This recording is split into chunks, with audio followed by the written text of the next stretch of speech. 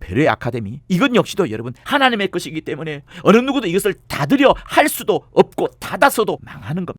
유일한 솔루션이 무엇이라고요? 열쇠가 무엇이라고요? 예수 그리스도밖에 없어요. 먼저 십자가에서 못 박히셨다, 이 사실을 잊으면 안 되는 겁니다. 잊으시면 안 되는 거예요.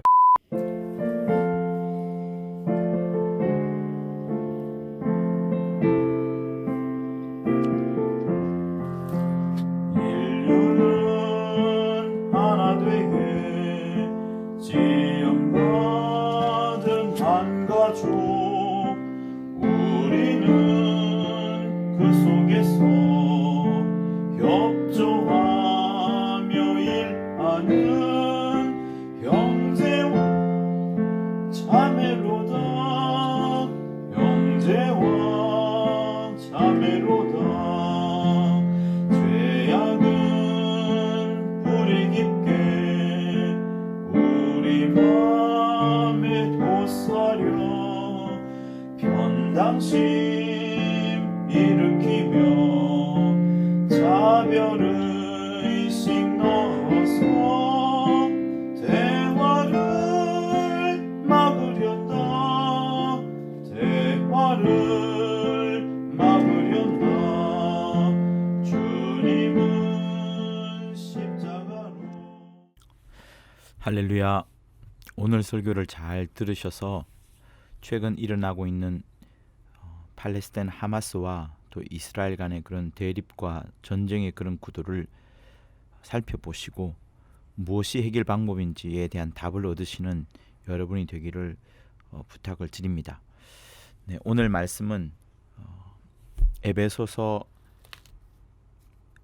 2장 11절 12절 두 절을 보시도록 하겠습니다. 에베소서 2장 11절 12절. 그러므로 생각하라, 너희는 그때에 육체로 이방인이요 손으로 육체에 행한 할례당이라 칭하는 자들에게 무할례당이라 칭함을 받은 자들이라. 그때에 너희는 그리스도 밖에 있었고 이스라엘 나라 밖의 사람이라. 약속의 언약들에 대하여 외인이요 세상에서 소망이 없고 하나님도 없는 자이더니. 아멘. 전부 다 없다, 바뀌다, 외인이다 이렇게 말할 정도로 이스라엘 이외에, 곧 유대인 이외에는 철저하게 구별하고 차별하고 담을 쌓고 어떤 장막을 세우는 그런 모습들처럼 보입니다. 유대인과 이방인을 이렇게 선명하게 구별하는 것부터 바울은 에베소서에 대한 글을 쓰면서 그것 먼저 이야기를 하고 있어요. 물론 그 후반부에 13절부터는 이 모든 것들이 그리스도 때문에 하나가 되고 그리스도 때문에 한 몸이 되고 그리스도 때문에 한 평안을 이루게 되고 그리스도 때문에 아버지께 나아가게 되고 그리스도 때문에 모두가 다 서로 연결하고 상합하게 되어서 마침내는 하나님께서 거하시는 처소가 그리스도 때문에 지어져 간다는 이런 구조까지 나아갑니다. 그러나 먼저는 오늘 본문 11절과 12절을 제시를 하면서 얼마나 우리가 그리스도를 알지 못할 때에 얼마나 우리가 차별되었고 구별되었고 단절되었고 차단되었고 장막이 쳐져 있는 것처럼 그리하였는지를 먼저 소상히 밝힙니다.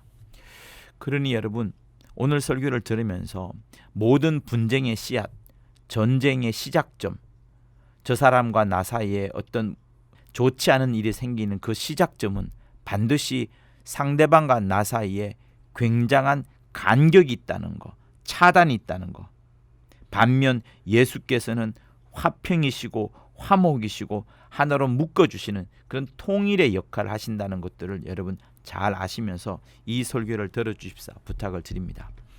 여러분, 하나님은 오직 유일한 해답으로 예수만을 준비하셨습니다. 예수 이외에 답이 될 수 있는 것을 조금도 생각지도 상정하지도 않으셨고 오직 예수만을 유일한 답으로 모든 일에 있어서 답으로 분쟁이든 화목이든 화평이든 뭐든지 전부 다 유일한 답으로 예수만을 두셨어요. 이런 부분을 갖고서 여러분 진행을 할 것인데, 자, 에베소서는 말이죠. 계속해서 에베소에서 설명을 하고 있지만 에베소서는 계속해서 하나님의 장엄하게 달리시는 모습, 열정과 어떤 수고를 다한 하나님의 사랑을 우리에게 보여주시기 위하여 막 달려오시는 그 모습을 계속해서 보여주고 있습니다. 그게 에베소서의 가장 큰 목적이에요. 그러면서 어디까지 가느냐 하면 10절에 있는 것처럼 하늘에 있는 것이나 1장 10절요, 땅에 있는 것이 다 그리스도 안에서 통일되게 하려 하심이라 하는, 예수 안에서의 통일되게 하는 요것을 위하여 하나님은 달려가고 계시는 거예요. 그런데 그 통일되었을 때 나타난 모습이 무엇이냐 하면 죽은 자들 가운데서 다시 살리시고 하늘에서 자기의 오른편에 앉히사라고 있는 20절, 21절, 22절 요 부분인데, 21절부터 다시 읽어보면 모든 정사와 권세와 능력과 주관하는 자와 이 세상뿐 아니라 오는 세상에 일컫는 모든 이름 위에 뛰어나게 하시고, 누가요? 그리스도 예수께서. 왜요? 통일되게 하시기 위하여. 그리하여 해서 마침내는 만물을 그 발 아래 복종하게 하시고 그를 만물 위에 교회의 머리로 두셨느니라 할 정도로 모든 것들을 예수로 통일하게 한 다음에 모든 무릎들과 모든 입술들이, 그리고 그들이 과거나 미래나 상관할 것 없이 땅 아래나 땅 위에나 하늘 위에 있는 존재 어느 누구라도 모두가 다 예수께 무릎 꿇고 복종하게 하는 그것으로 나아가게 하시는 겁니다. 그러니 10절에 있는 예수 안에서 통일되게 하는 것, 22절에 있는 예수께 복종하게 하는 것, 21절에 있는 것처럼 예수 이름 밑에 모든 이름이 자리 잡게 만들어버린 것, 그러므로 인하여서 충만함이 더하여진 그 예수께 모두가 다 집중되고 귀결되는 그 모습을 향하여 하나님은 계속해서 달리시는 겁니다. 그래서 바울의 기도가 여기 살짝 들어가 있는 1장에 있는 바울의 기도가 매우 중요하다고 했죠. 왜? 17절에 하나님은 그렇게 하나님을 알리시는 거예요. 하나님을 알게 하시고 기도 제목을 통하여서 너희들 하나님을 반드시 알아라 라고 17절에서 말씀하시고, 그러면서 19절에는 그 하나님의 강력한 힘으로 우리에게 베푸신 큰 능력으로 그 힘의 강력한 역사로 계속해서 일하시는데, 그 일하심이 무엇이냐? 예수께로 통일되는 것, 예수께로 복종되는 것, 예수께 모든 이름이 무릎 꿇게 하는 것, 그 일을 위하여 하나님은 계속해서 달려가고 계신 겁니다. 언제? 지금도요. 언제까지? 주님이 다시 오실 때까지, 과거에도 현재에도 미래에도 하나님은 그 일을 위해서 계속 열정적으로 달려가고 있는 거예요. 장엄한 당신의 달리심이 이 성경책에 기록되어 있는 겁니다. 그런데 그 와중에 에베소 교회 내에서 기이하고 굉장히 신기한 일이 발생하는 겁니다. 그게 뭐냐면 이방인 사람들하고 유대인 사람들이 함께 모여서 교회의 지체가 되었다는 사실을 말하는 거예요. 여러분, 한국 내에서도 조선족 교회와 한인교회가 함께 모여서 예배드리는 것이 쉽지 않습니다. 작게는 되겠죠. 크게는 안 돼요. 거의 다 따로따로 분리를 하죠.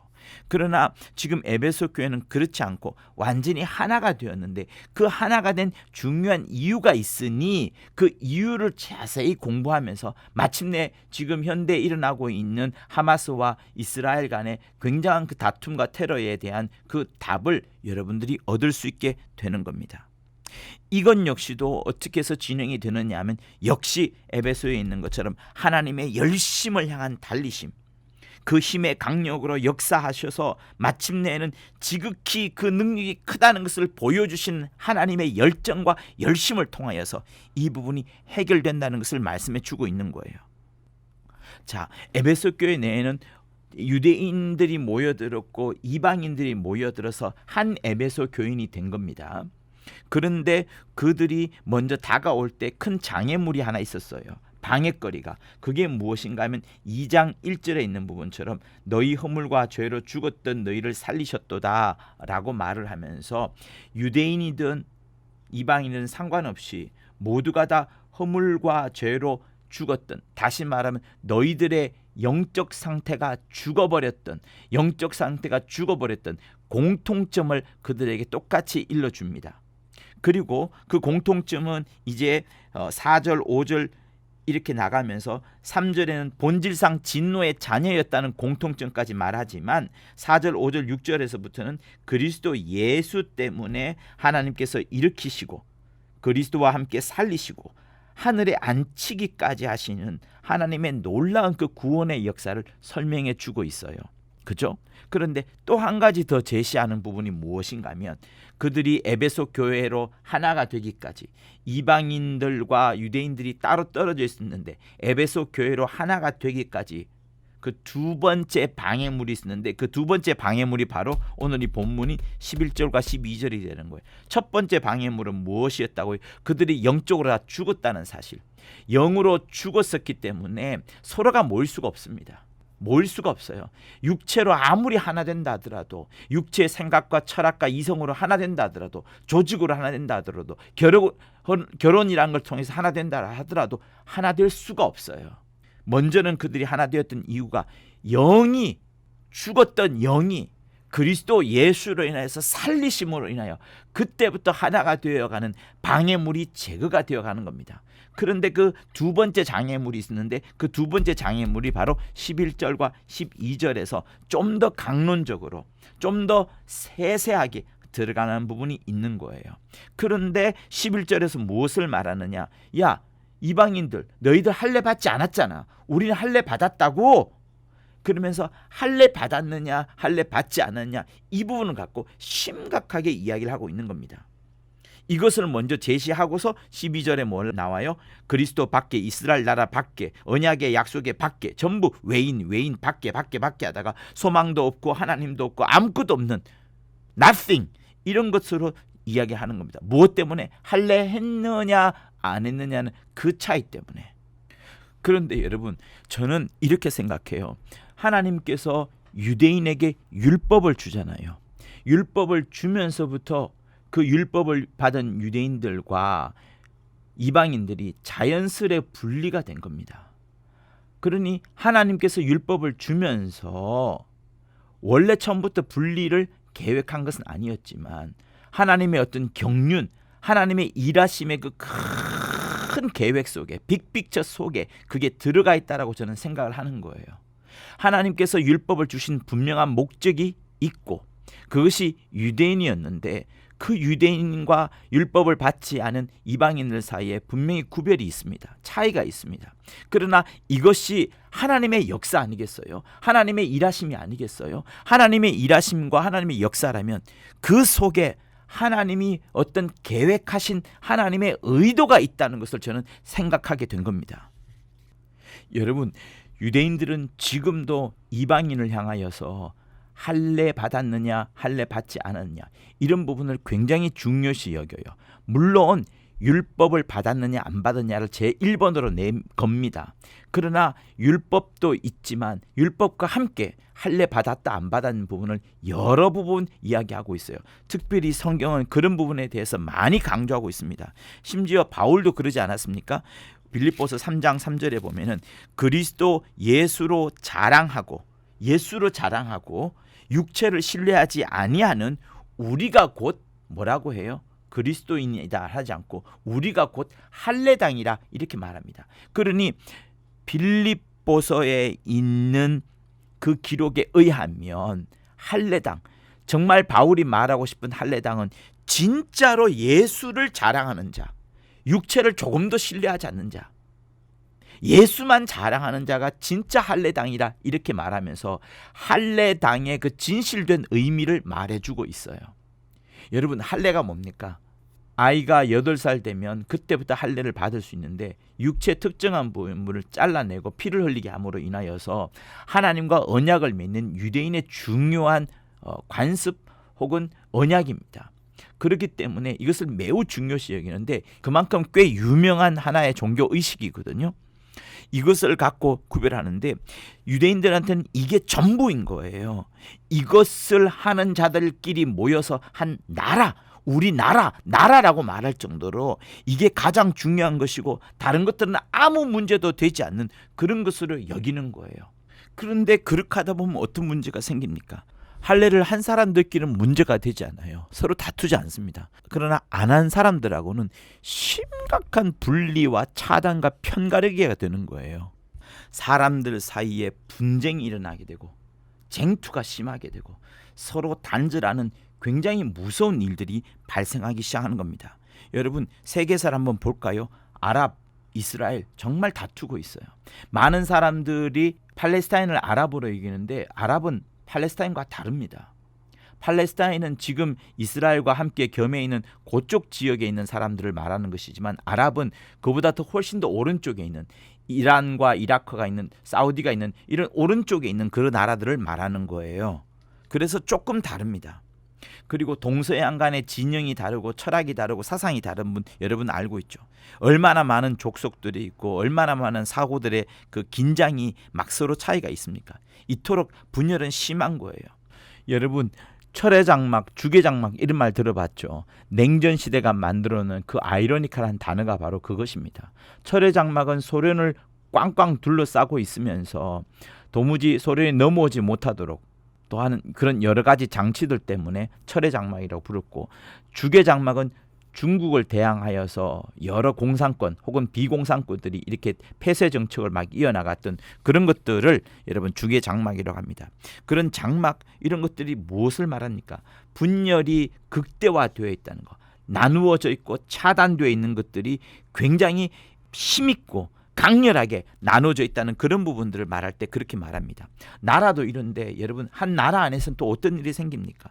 부자가 있고 가난한 층이 있고 또 여러 부류들이 있고 학벌과 지연 이런 것들이 다 나누어져 있지 않습니까? 근데 문제는 또 교회 내에도 그런 부분들이 있어요. 교파가 다르고 어떤 단체가 있고 NGO 하느냐 아니면 선교단체냐 아니면 교회단체냐, 정말 이런 것들을 계속 나누고 있습니다. 그러면서 이런 나누어져 있고 분파가 일어난 이런 어떤 것들, 그러면서 불난 집에 구경한다는 그 속담처럼 현대 사람들이 이런 것들에 관심을 가지면서도 오히려 더 찢어지기를 바라나 아니면 뉴스거리로 삼으면서 재미를 가지나 하는 이런 면들로 화두를 삼고 이야기거리를 하고 있습니다. 그러나 여러분, 그런 것들로는 도무지 문제가 풀려지지 않아요. 에베소서는 분명히 우리에게 유대인들과 이방인들이 하나가 되어서 초대교회나 다름없는 에베소 교회를 이루어갔다. 이것이야말로 정말 통일되고 연합된 정말 멋진 하나의 예다라는 것을 제시하면서 그 해법을 우리한테 알려주고 있어요. 여러분, 많은 사람들이 생각하는 궁극의 목적은 하나 되는 거예요. 그죠? 하나 되는 거, 통일되는 거. 그런데 그 통일되고 하나 되는 것에 방법이 있습니다. 그것은 뭐냐 하면 결국은 예수 그리스도라는 그 복음, 그 진리가 반드시 들어가야만 되는 거예요. 그것 없이는 절대로 되지 않습니다.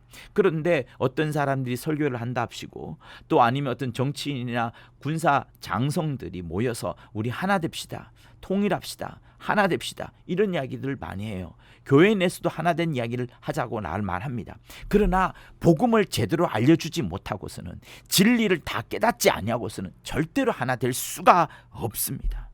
그러니 설교를 하는데 하나 되자는 설교를 하면서 복음이 빠져있고 진리가 빠져있다면 여러분, 그는 슬픈 설교밖에 되지 않는 거예요.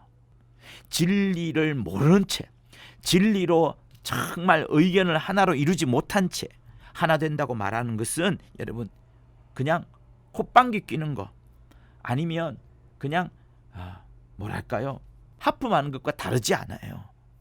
반드시 진리의 복음이 들어가서 예수가 주인 되어서 예수라는 그 그리스도의 직분과 그 일하심을 통하여서 화목되고 화평하고 막힌 담이 허물어지고 철의 장막이든 죽의 장막이든 무슨 장막이든 깨져야지 여러분, 그제서야 하나가 되는 겁니다. 근데 그 깨뜨리는 원리가 뭐냐면 예수 그리스도라는 중요한 진리가 들어가야 된다는 거예요. 그래서 그 사실을 이제 한번 보고자 하는 것인데요.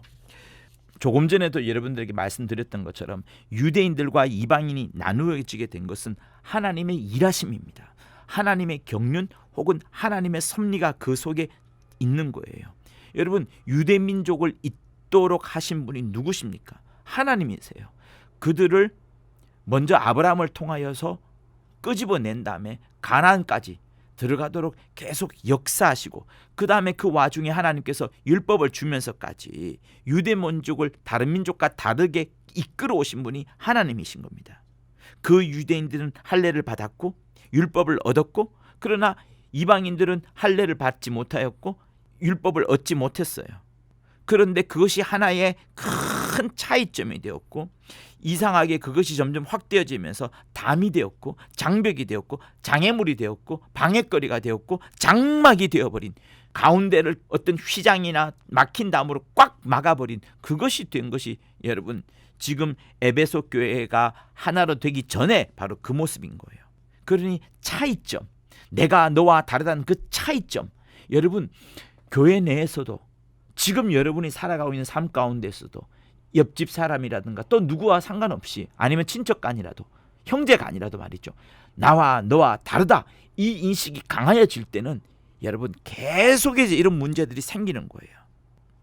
하나님께서 유대민족에게 율법을 주고 할례를 명하신 그것은 그들을 통하여서 온 세상에다가 복음을 전하려 하는 거예요.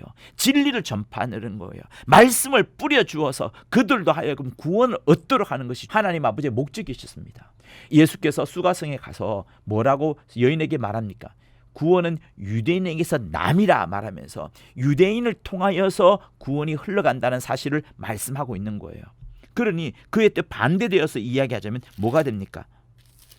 갈라디아서에 있는 그것처럼, 여러분 3장에 있는 그것처럼 그리스도께서 우리를 위하여 저주를 받은 바 되사 율법의 저주에서 우리에게 속량하셨으니 기록된 바 나무에 달린 자마다 저주 아래 있는 자라 하였습니다. 이러면서 예수 그리스도의 십자가에 달리심으로 인하여서 그가 저주받았다는 이야기를 합니다. 그런데 바로 이어서 이것은 그리스도 예수 안에서 아브라함의 복이 이방인에게 미치게 하고, 이렇게 예수께서 저주받음으로 인하여서 예수 안에서 아브라함의 복이 이방인에게까지 흘러가도록 미치도록 하려는 것이었다라고 말씀하시는 거예요.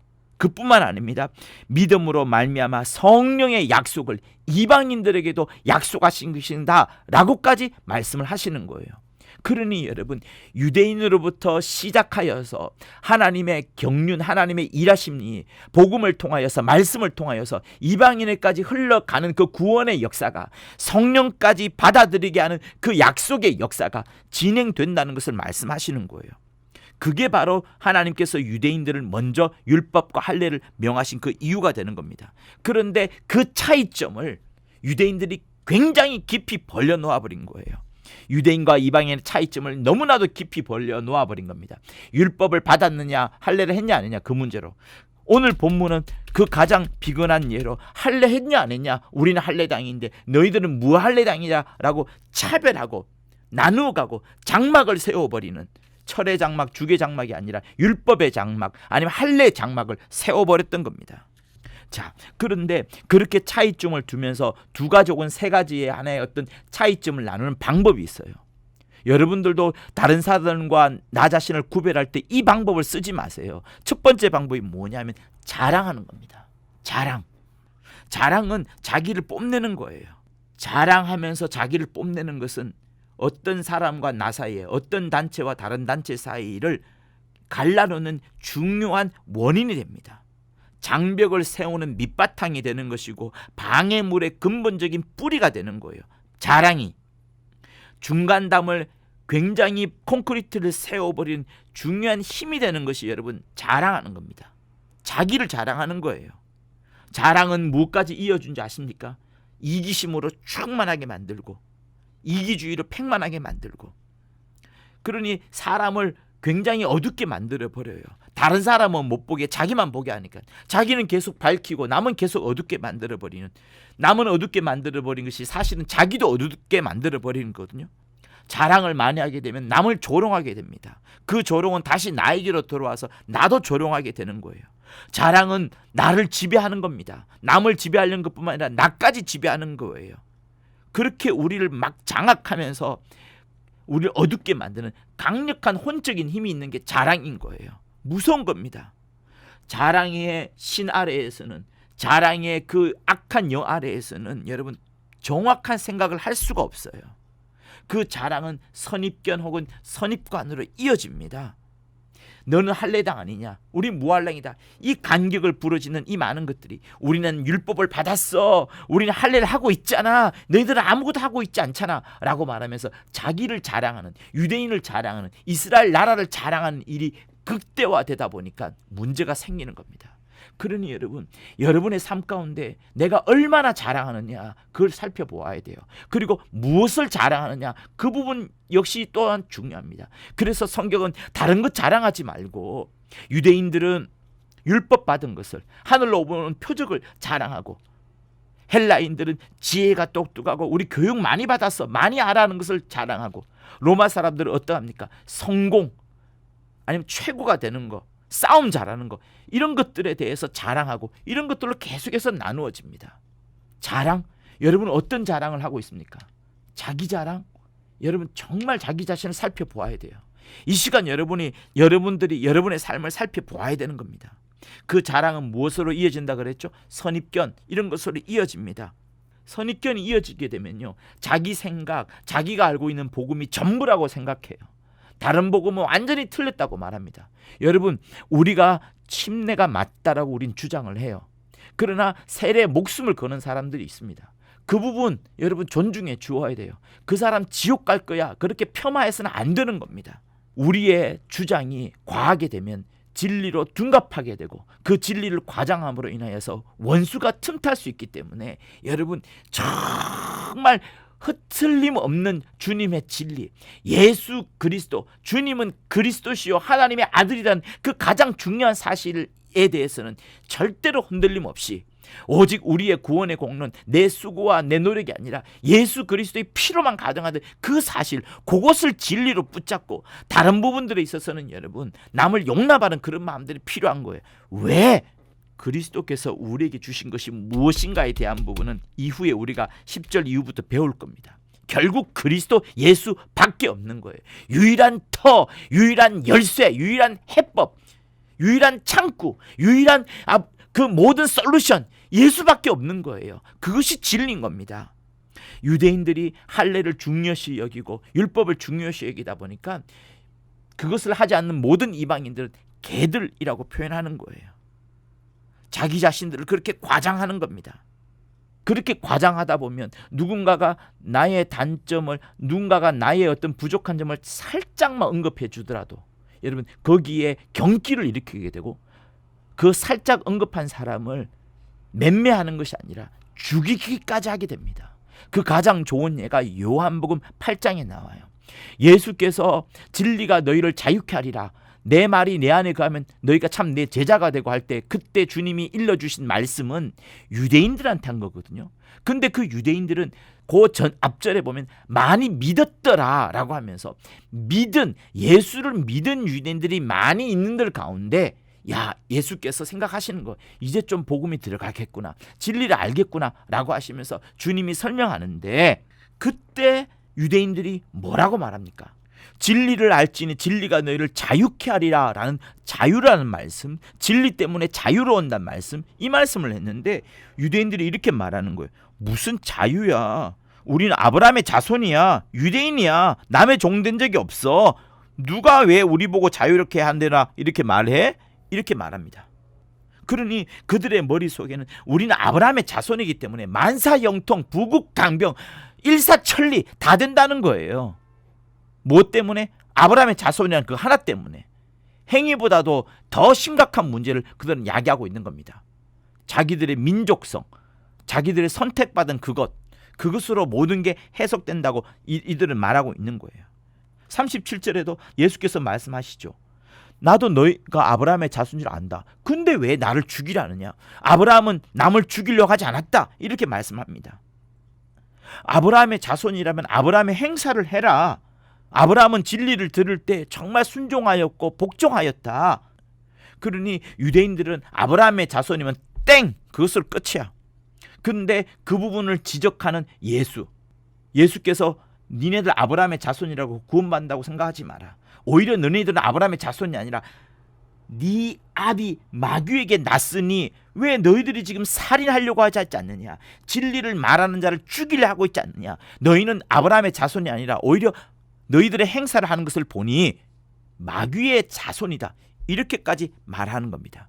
예수께서 너무나도 잘 찔러 주었더니, 다시 말하면 진리를 말씀하셨더니, 복음에 대한 분명한 답을 말씀하셨더니 하나님의 아들인 그를 십자가에 못 박는 것을 그들은 했던 거예요.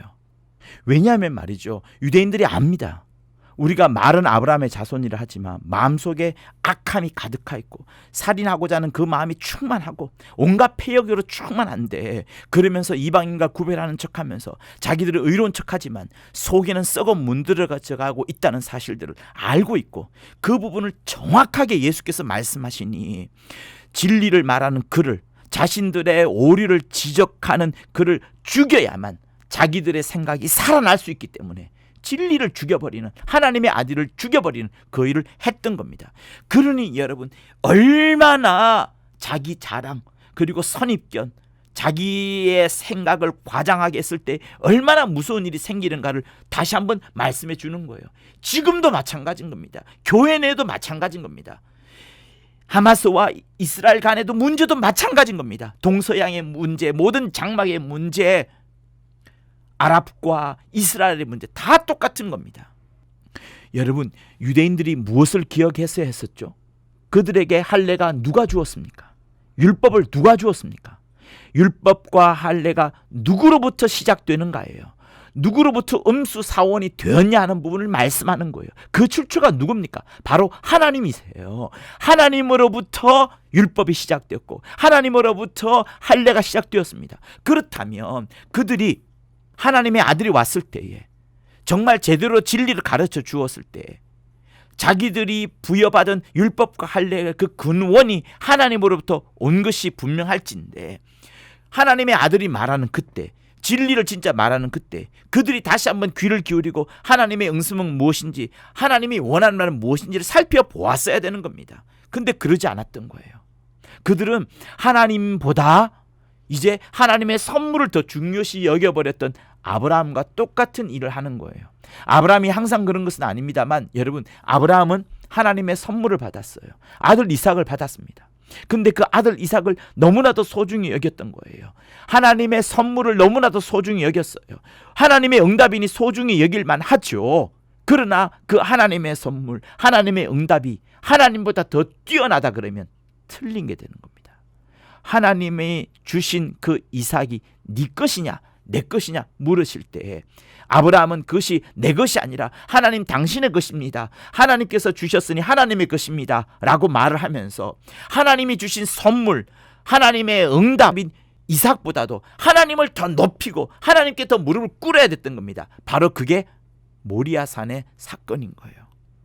여러분, 우리는 우리가 받은 것이 반드시 하나님으로부터 시작됐다는 것을 잊지 마셔야 되는 겁니다. 하나님의 의도가 담겨져 있는 베레 아카데미, 이건 역시도 여러분 하나님에게서 시작된 거예요. 그러니 하나님의 겁니다.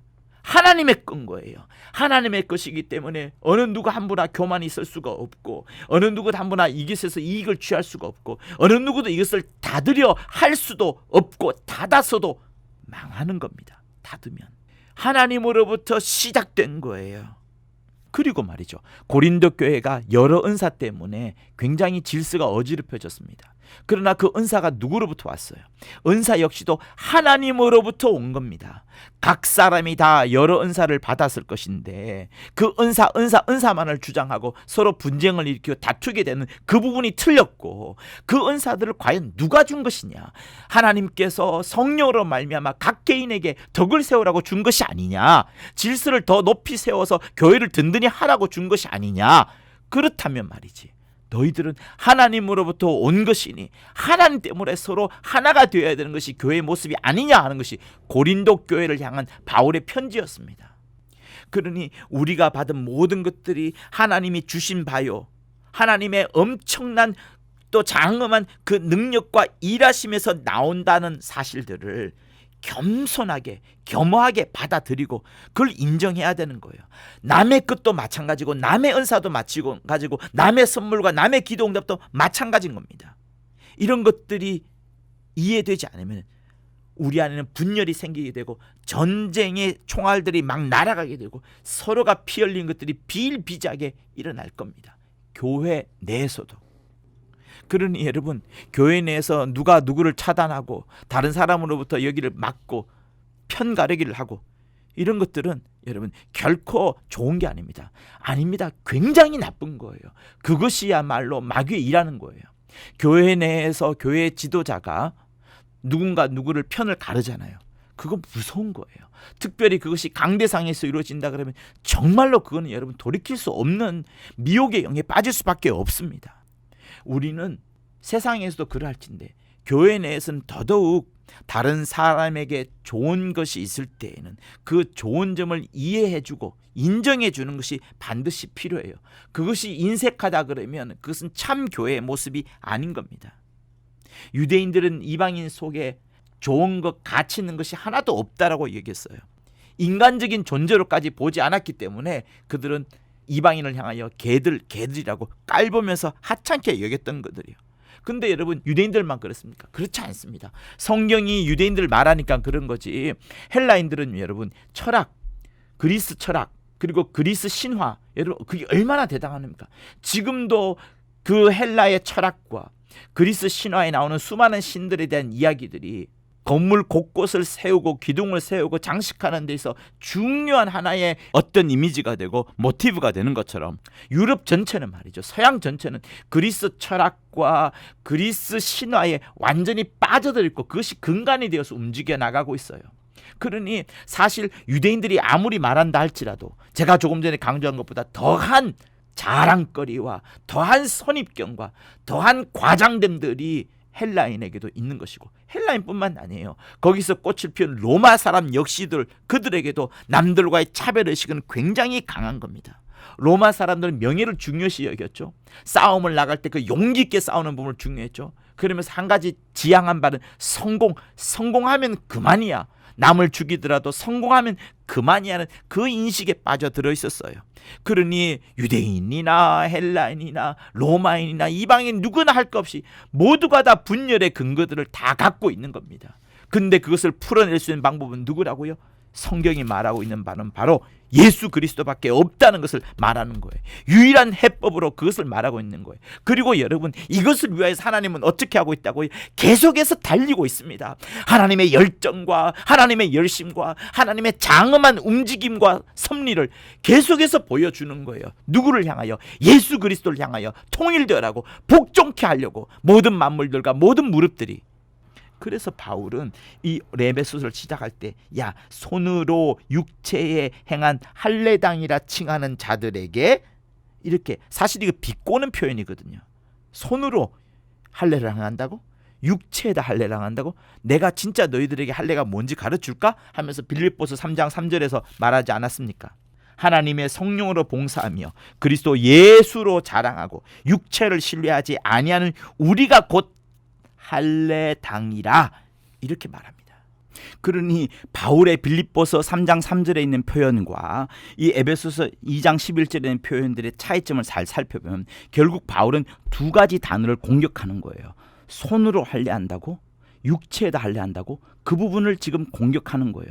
그래서 그 부분을 공격하면서 그 부분에 대한 진리를 지금 이야기를 하고 있는데, 자, 이 부분을 이제 잘 들으셔야 되는데, 본문에 육체로 이방인이 되었던 너희들 이야기를 하고요. 그리고 육체 행한 할례당이 우리, 이렇게 말하면서 육체 행한 할례를 말한 겁니다. 그러니 여러분, 남들과의 차이점을 제시할 때 첫 번째는 뭘 제시하냐면 육체에 대한 이야기를 합니다. 육체? 여러분, 육체가 뭐예요? 전부 바깥적인 거 아니에요? 외적인 겁니다. 완전히 육신적인 겁니다. 부모 잘 만나면 끝나는 거죠. 이건 하나의 사건도 아니에요. 특별한 일도 아닙니다. 민족도 마찬가지죠. 사람들은 육체와 관련된 부분에 있어서 거기에 목숨을 걸고 싸우기도 합니다. 그래서 누구 태생이냐, 네 출신이 뭐냐, 이런 것들 가져갖고서 혈통 이야기하고 가문 이야기하면서 사람들을 얼마나 차이점을 두고 자기 자신을 과장하고 자기 자신을 높이는 그런 일들을 얼마나 많이 합니까? 또 외국 나가보면 여러분 피부 색깔이 뭐냐, 머리가 검냐 밝으냐 이것 갖고도 따져요. 동양인들은 백인에 속합니다. 그러나 머리카락 때문에 흑인에 속하기 때문에 역시 좋은 취급을 받지 못하는 게 유럽에서의 현실이에요. 이건 역시도 육체의 문제입니다. 여러분 성경은 무엇을 말합니까? 성경은 진짜 무엇을 말하는 거예요? 하나님은 영이시니 예배하는 자가 영으로, 하나님은 우리의 영을 다스리시고 우리의 영혼에다 말씀하시고 우리의 마음에다가 하나님의 그 사랑의 성품을 우리에게 가르쳐 주시는 거예요. 육체가 아닙니다. 모든 것들을 육체에 관련된 만 생각한다 그러면 그렇게 비참할 수가 없을 거예요. 항상 논쟁과 분쟁에 빠질 수밖에 없을 겁니다. 곤고하고 피곤하고 짜증나겠죠. 모두가 육체에 속한 것을 다룬다면 말이죠. 그런데 신앙에 있어서도 이런 부분을 다룬 자들이 많아요. 그 단적인 예가 바로 유대인들이 지금 말하고 있는 이 부분인 겁니다. 바리새인과 사두개인들 얼마나 그들이 형식적이고 외식하는, 속은 문드러져 있고 겉으로만 회칠한 무덤처럼 되어 있는 완전히 외적이고 형식적이고 육체적인 것들을 그들이 보여주지 않았습니까? 주님이 그들을 책망하지 않았습니까? 책망한 거예요. 외적인 부분에서 매달려 있는 그런 것, 육체 관련에 매달려 있는 부분에서 주님은 책망하신 거예요. 그리고 또 한 가지 더 단어가 있습니다. 손으로 육체의 할례를 행했다. 여러분 율법 아래에서 할례를 행할 때에는 그 신체 일부분을 잘라야 되기 때문에 손이라는 방법을 쓸 수밖에 없습니다. 여러분 손을 쉽게 생각하자면 방법을 말해요. 수술을 말하는 거예요. 수술도 손수자잖아요. 방법을 말하는 겁니다. 그러니 할례라는 그것이 손으로 어떤 방법적인 것으로 진행을 하는 것인데 진짜 할례가 뭔 줄 아느냐? 진짜 할례는 손으로 하는 게 아니다. 성령으로 하는 것이다 라고 말하면서 빌립보서 3장 3절을 다시 한번 여러분한테 말씀드리는 거예요. 우리는 예수로 자랑하고 성령으로 봉사하고 육체를 신뢰하지 아니하는다. 이것이 바로 할례당이다. 이렇게 말씀을 하는 겁니다. 여러분 할례와 관련돼서 따라오는 하나의 기독교 예식이 있습니다. 의식이 있습니다. 그것은 뭐냐면 침례예요. 그런데 여러분 기독교는 세례와 침례로 굉장히 갈라져 있습니다. 종교개혁의 시대에 재침례파들이 침례를 받으면서 굉장히 갈라져 있는 그 부분들이 있어요. 여러분 이것을 어떻게 하나로 합칠 수 있을까요? 세례가 옳다 침례가 옳다 그거 무엇으로 여러분 하나로 합칠 수가 있겠습니까? 어떤 방법적인 부분이잖아요. 수술이 하나의 방법적인 부분이에요. 손으로 할례하느냐 아니지 않습니까? 성령으로 하는 것이거든요. 침례가 세례가 무엇이 옳으냐 그것도 마찬가지입니다. 물 뿌렸다고 해서 구원 못 받는 것이 아니고 침례 물속에 잠궜다고 해서 구원 받는 것이 또 아닙니다. 물의 양이 다르다고 어떤 사람은 비판을 해요. 물의 양에 따라서 그럼 구원받고 구원받지 못하냐 이렇게 비판하는 사람도 있습니다. 그게 아닙니다. 얼마나 그 침례의 그 뜻을 알고 세례도 마찬가지예요. 내가 정말 구원의 공로가 예수께만 있음을 알고 내가 완전히 주와 함께 죽고 주와 함께 살아나리라는 그 연합의 마음이 충만하다 그러면 세례라는 방식을 통하여서도 구원 못 받는 게 아닙니다. 그러니 여러분 제가 말하는 것은 우리 안에 교회 내에서도 막힌 담이 있다는 부분들을 헐어내야 되는 거예요. 장막을 없애야 되는 겁니다. 모든 장막을 없애야 되는 거예요. 우리의 과장, 우리의 선입견, 우리의 높아짐, 우리의 거만함 이런 것들을 내려놓아야지 여러분 하나가 될 수 있고 그 하나가 되어야만 15절에 있는 것처럼 원수된 것들을 다 패하고 자기 안에서 한 새 사람을 지어 화평케 하는 것이 가능하게 되는 겁니다. 여러분 하나님은 그리스도 안에서 한 새 사람을 지어서 그 한 새 사람 때문에 화평이 이루어지고 화목이 이루어지고 원수된 것이 소멸되는 부분을 말하고 있는 겁니다. 그러니 그리스도 안에서 한 새 사람이 되는 그것, 그리스도 안에서 한 새 사람이 되어야 되는 그것, 그것이 에베소 교회에서 일어났던 이방인들과 유대인들이 하나 되어서 하나님의 이름 앞에 무릎을 꿇고 그리스도로 통일된 그 모습인데 그 모습을 지금도 우리한테 다시 말씀하여 주면서 현대 지금 일어나고 있는 여러 분쟁들과 또 교회 내에서 분쟁들과 또 역사 가운데 흘렀던 여러 분쟁과 다툼과 전쟁들에 대한 해법을 지금 말씀하고 있는 거예요. 그러니 여러분, 교회 안에서도 여러 질서와 다툼들이 있어 왔었습니다. 그것들은 또 어떤 것을 연유하냐면 이런 것들이에요. 우리는 주 예수 그리스도를 향하여 충성을 다하고 헌신을 하면 되는데, 오히려 자기들 교단, 자기들 교리에 충성하고 그 전통에 헌신을 하다 보니까 역시 또 다른 분쟁과 다툼이 일어나는 겁니다.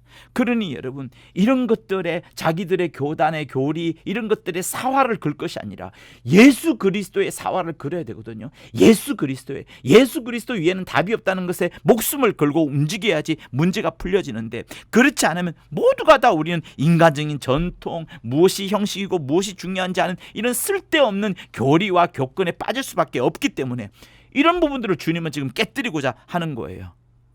그러니 여러분, 어떻게 하면 이 문제를 해결할 수 있을까요? 하나님은 유일한 해결책이 무엇이라고요? 유일한 솔루션이 무엇이라고요? 열쇠가 무엇이라고요? 예수 그리스도밖에 없어요. 그러니 사람들이 모여서 선한 의지를 가집시다. 우리 사랑과 친절과 배려를 합시다.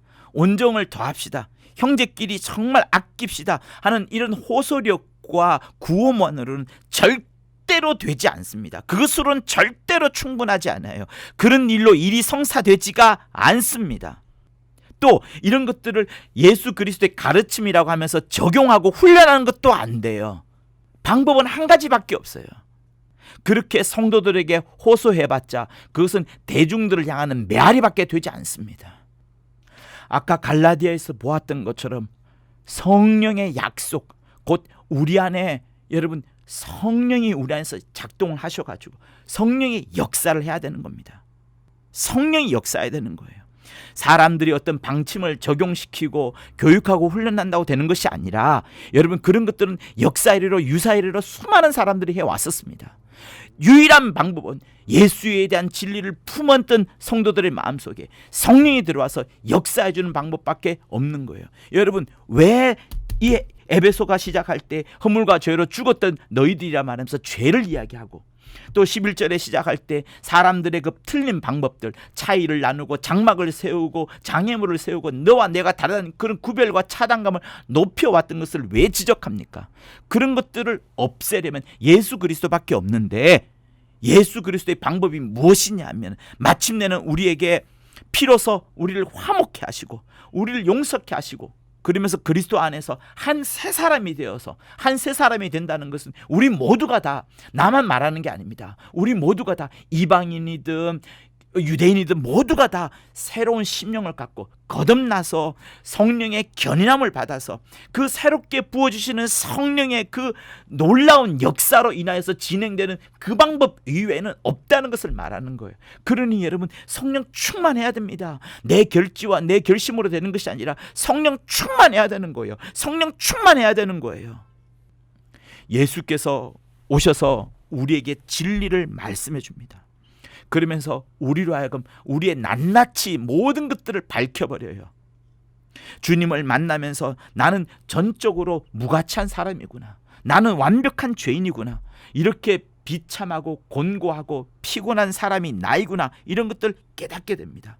주 예수 그리스도의 얼굴을 바라보면서 나는 정말 자랑할 것이 하나도 없구나 하는 것을 알게 됩니다. 내가 그동안 과장하고 선입견을 가졌던 부분들이 정말로 필요 없는 죄악의 덩어리였구나, 이런 것들을 깨닫게 됩니다. 나는 아무것도 아니고, 나는 거지와 같고, 나는 정말 빚쟁이에 불과한 그런 사실을 내가 확실하게 체험하게 됩니다. 그러면서 그것이 바로 나 자신이라는 것을 깨닫게 되는 거죠. 이런 사람들의 본 모습을 스스로가 깨닫지 못하면 결코 복음의 진리를 알지 못한 것이기 때문에 나중에 하나됨으로 나아가는, 그리스도 예수 안에서 통일되는 가는 데 있어서 큰 장애물이 될 수밖에 없는 거예요. 그래서 2장을 시작할 때 허물과 죄로 죽었던 너희였다, 너희는 본질상 진노 자녀가 아니었냐 3절 말하고, 11절에서 다시 너희들이 그렇게 손으로 육체에 그렇게 빠져들면서 사람들과 다른 사람들을 구별하며 차이점을 두고 장막을 세운 것이 너희들이 아니냐 하라면서 우리의 실상을 깨닫게끔 하는 겁니다. 내가 그렇게 실상을 깨달았으면 남은 어떨까요? 남도 역시 그렇게 똑같이 깨달아야 되는 거예요. 내가 싫어하는 것이라면 그도 싫어한다는 사실을 우리 모두가 알아야 되는 겁니다. 그러니 그거예요. 의인은 없나니 하나도 없다. 성령이 오셔서 우리에게 의에 대해서 말씀해 줄 것인데, 세상을 책망할 것인데, 의에 대하라면 내가 아버지께로 가니 너희가 다시는 나를 보지 못할 것이요 하면서 예수 이외에는 의인이 없다는 법을 다시 한번 강조하는 거예요. 그러니 우리는 저 아래 정말 흙까지 내려가는 겁니다. 먼지 수준까지 내려가는 겁니다. 그래서 이 지렁이 같은 야고바라고 말씀하신 이유가 바로 그건 거예요. 흙 속에서 뒹구는 나가, 우리가, 인간이 우리의 실상인 겁니다. 그러면서 하나님은 모든 사람들에게 있는 차이점, 장막, 어떤 방해거리, 어떤 차단거리, 편가르기, 이런 것들을 다 깨버리시는 거예요. 철장으로 깨뜨려 버리시는 겁니다.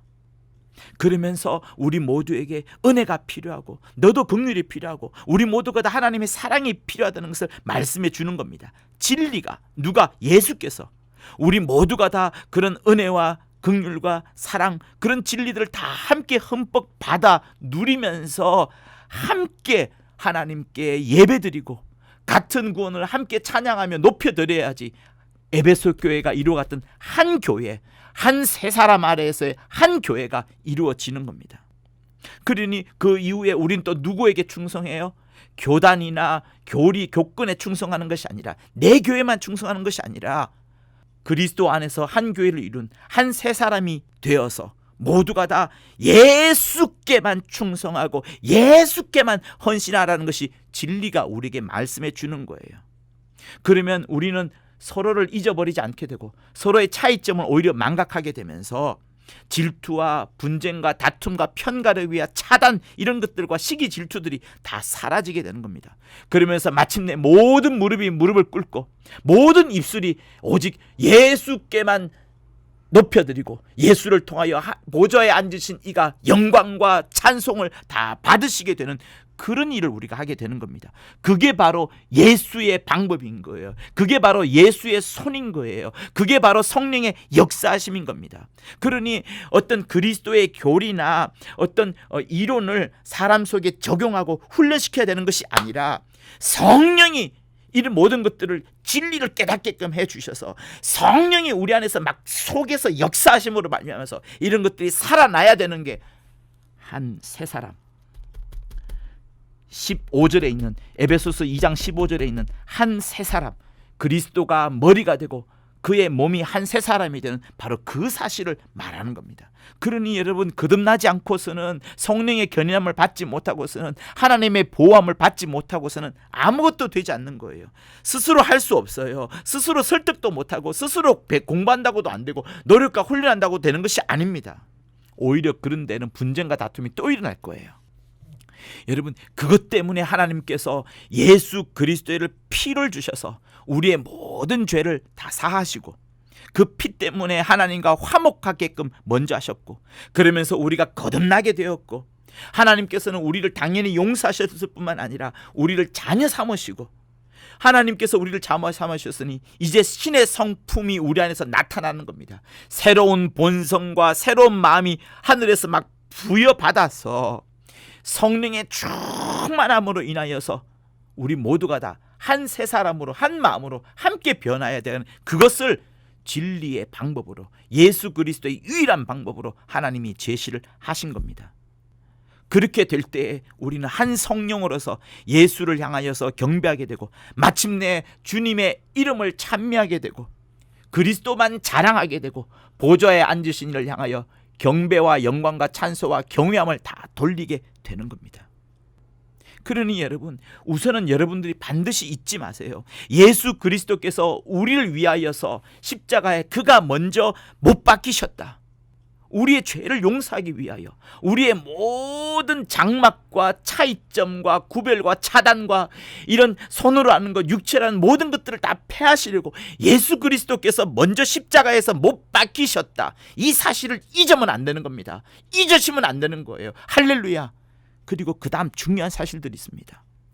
우리 역시도 우리 자신을 십자가에 못 박았고, 내가 그토록 사랑하며 아껴왔던 나의 충성과 헌신, 교회만을 향한, 교리만을 향한, 교권만을 향한, 내가 사랑하는 사람만을 향했던 모든 그런 열심들 역시도 다 십자가에 못 박은 것이고, 심지어 세상도 십자가에 못 박음으로 인하여서 우리들이 그동안 가졌던 우리의 관점과 신앙관들이 완전히 바뀌게 되는 거예요.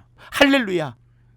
자기도 세상도 십자가에 못 박혔다는 것을 우리가 시인하면서 내 중심적 관점을 완전히 없애버리는 거예요. 자랑하는 거 없애버리는 거예요. 그리고 세상도 그 충격을 받았기 때문에, 그 세상이 받은 충격 때문에 세상 역시도 주 예수 그리스도께 무릎 꿇는 역사가 마침내는 나타나게 되는 겁니다.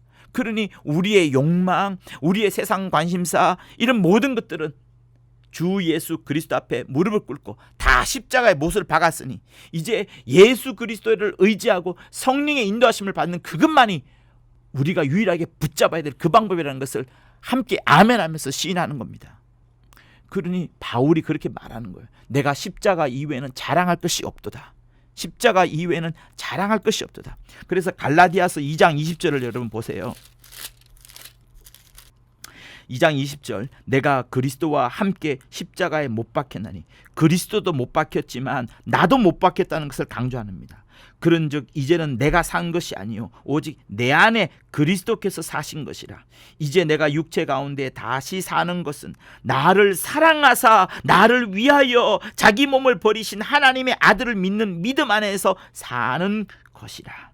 나를 사랑하시고 나를 위하여 자기 몸을 버리신 하나님의 아들, 그 아들 믿으면서 우리가 살아야 되는 부분을 말씀하는 거예요. 그것이 내가 십자가에 못 박힌 흔적인 겁니다. 내가 십자가에 진짜 못 박혔다 그러면 나를 사랑하사 나를 위하여 자기 몸을 버리신 하나님을 위해 살아야 된다는 것을 말하는 거예요. 그러니 여러분, 하나님을 사랑하면서 나와 똑같은 생각을 가진 이웃을, 같은 예수 그리스도의 피를 가진 그 이웃을 무시할 수가 없고 차이점을 둘 수가 없고 장막을 세울 수가 없는 겁니다.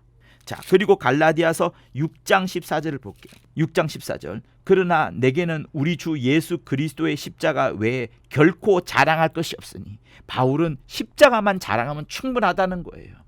유대인들은 하늘로부터 온 표적을, 그래서 율법과 할례를 그렇게 자랑하고, 헬라인들은 자기들의 지혜와 교육과 그들이 받았던 신화를 정말 자랑하고, 로마 사람들은 용기와 성공과 어떤 부유함을 자랑하지만 나는 너희들과 완전 다르게, 그들과 완전 다르게 십자가만 자랑할 것이다. 그리스도로 말미암아 세상이 나를 대하여 십자가에 못 박히고 세상도 십자가에 못 박혔다는 것에 대해서 말하는 거예요. 내가 또한 세상을 대하여 그러하리라 말하면서 서로가 서로에게 십자가에 못 박는 것을 이야기를 하는 겁니다. 그러니 예수 그리스도 이외에는 절대로 방법이 없어요. 하나 될 수 있는 방법이 전혀 없습니다. 하마스와 이스라엘도 마찬가지고 팔레스타인과 이스라엘도 마찬가지고, 팔레스타인과 아랍도 여러분 사이가 좋지 않아요. 그들도 연합이 필요하고 통일되는 것이 필요합니다. 그 초석은 무엇이냐? 바로 예수 그리스도밖에 없는 거예요. 여러분, 어떤 조직이나 어떤 군사단체나 유엔이나 미국의 힘도 그것을 감당하지 못합니다. 절대로 못해요. 오직 예수 그리스도 안에 있는 세 사람이 보여준, 다시 말하면 그리스도께서 보여주신 그 겸손과 겸허, 그 겸손과 겸허를 우리 모두가 가져야 될 뿐만 아니라 그리스도께서 우리를 다스리시고 오직 예수 그리스도만 중심이 된, 하나님만 중심이 된, 하나님 신분주의로 충만한 그 한 세 사람이 보여준 겸손과 겸허, 그것을 가질 때에 우리 모두가 다 하나 되고 통일되고 분쟁과 다툼이 없는 그런 시대가 펼쳐지는 겁니다. 그렇게 막힌 모든 담들이, 모든 장막들이, 모든 막힌 담들이 허물어져서 한 세 사람을 온전히 이룰 때에 정말 우리는 하나님이 가장 기뻐하는 참된 교회가 이루어져 가는 겁니다. 그러니 우리의 유일한 해법과 유일한 소망은 평화의 왕, 의의 왕, 능력의 주이신 예수 그리스도의 발 앞에 함께 모여서 오직 하나님 아버지만을 찬양하는 그것에 있다는 것을, 또 그 사실을 온 세상에 함께 알리도록 전도하는 그것이야말로 유일한 소망이라는 것을 아시고, 여러분들이 먼저 이 사실을 받아들이고 또 다른 사람에게 이 사실을 전하여 주는 귀한 자들이 될 것을 예수 이름으로 축원합니다. 할렐루야. 하나님 아버지, 예수 그리스도 이외에는 도무지 방법이 없사오니 모든 분쟁과 모든 다툼 가운데 예수 그리스도가 가르쳐주신 그 진리의 말씀을 온전히 전함으로 인하여 모두가 다 예수 그리스도 안에서 한 새 사람을 이루고 그리하여 하나님께만 영광 돌림으로 인하여 진정한 연합과 통일과 평화가 이루어지는 놀라운 시대가 이루어질 수 있도록 도와주시옵소서. 예수 이름으로 기도합니다. 이제는 우리 주 예수 그리스도의 은혜와 하나님 아버지의 극진하신 사랑과 성령의 감화 감동 교통케 하심이 하나님 아버지의 유일한 방법이요 해법인 예수 그리스도만을 믿으려 하는 저들 위해 또 예수 그리스도만 해법인 것을 밝히 드러내시려 마음껏 달리며 역사하시고 열심을 내시고 열정을 다하시는 하나님을 의지하는 저들 위해 영원토록 함께 있을지어다. 아멘. 맞습니다.